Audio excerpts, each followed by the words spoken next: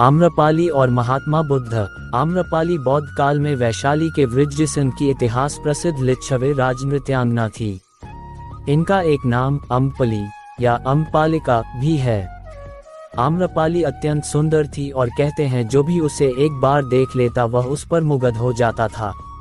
अजातशत्रु उसके प्रेमियों में था और उस समय के उपलब्ध साहित्य में अजातशत्रु के पिता बिंबिसार को भी गुप्त रूप से उसका प्रणयार्थी बताया गया है।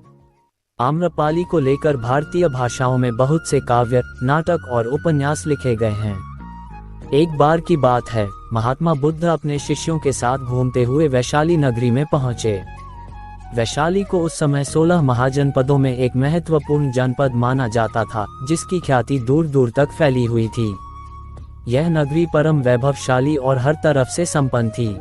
महात्मा बुद्ध के आने की बात पूरे नगर में फैलते देर न लगी। जिसे जब पता चलता वह तभी उनसे मिलने पहुंच जाता और उनके उपदेश सुनकर खुद को भाग्यशाली समझता। बुद्ध का चरित्र ही ऐसा प्रभावशाली था कि उनसे प्रभावित हुए बिना कोई नहीं रह सका। उस नगर की गणिका और राजनर्तकी आम्रपाली भी बुद्ध से मिलने की इच्छुक थी। वह खुद महात्मा बुद्ध के पास चलकर आई और उन्हें अपने घर भोजन के लिए आमंत्रित किया। उसने इतने सरल और प्रेम भाव से बुद्ध से विनती की कि बुद्ध मना नहीं कर सके। जब ये बात उनके शिष्यों को पता चला कि महात्मा बुद्ध ने एक गणिका का आमंत्रण स्वीकार किया है तो सबने इसका विरोध किया। महात्मा बुद्ध ने बड़ी सरलता से अपने शिष्यों से कहा, मैंने तो उसकी प्रेम भावना देखी। उसने जिस भावना से मुझे बुलाया है वह बिल्कुल पवित्र और निश्चल था। वह आज मुझसे मिलने एक गणिका बनकर नहीं बल्कि एक भक्ति भाव से आई थी, फिर भला मैं कैसे उसका आमंत्रण स्वीकार न करता। वह चाहे एक वेश्या हो या फिर कोई सन्यासी।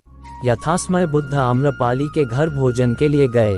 वह पहले से ही भोजन की सारी व्यवस्था करके भगवान बुद्ध के आने की राह देख रही थी। मन में यह विचार भी आ रहा था कि कहीं बुद्ध अपनी बात से मुकर न जाए। इतने बड़े सन्यासी भला क्यों एक वेश्या के बुलाने पर उसके घर आकर भोजन करेंगे। परंतु जैसे ही आम्रपाली ने बुद्ध को अपने घर आते देखा, उसकी प्रसन्नता का ठिकाना न रहा। वह दौड़कर दरवाजे पर गई और उनका स्वागत किया। खुद अपने हाथों से भोजन परोसा और उनकी आवभगत की। महात्मा बुद्ध के शिष्यों ने जो उनके साथ आए थे, जब एक वेश्या को, जिसके कदमों में खुद सम्राट बिंबिसार से लेकर अजातशत्रु थे, पूरी वैशाली जिसके एक झलक पाने के लिए तरसती थी, उसे एक सन्यासी के लिए ऐसा व्यवहार करते देख बुद्ध के शिष्यों के मन में अपने गुरु के लिए सम्मान और ज्यादा बढ़ गया।